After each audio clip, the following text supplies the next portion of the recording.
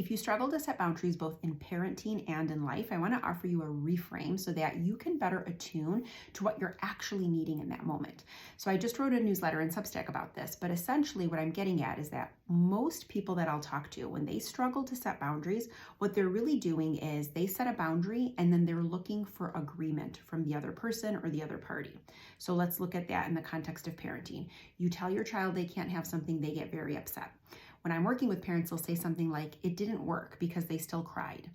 So when we are looking at it through the lens of, I know it works if the other person is content or happy, you will always struggle to set boundaries because your metric or your way of knowing whether it was the right boundary to set is based on how the other person responds.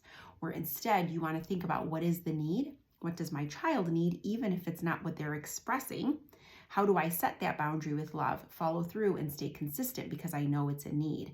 It isn't there to gain agreement. It isn't there to make the other person happy. Same thing in your personal life. If you go to set personal boundaries and you're constantly thinking about what the other person will be thinking, you will always struggle because you will look for agreement. You're not really looking to set a boundary to meet your needs.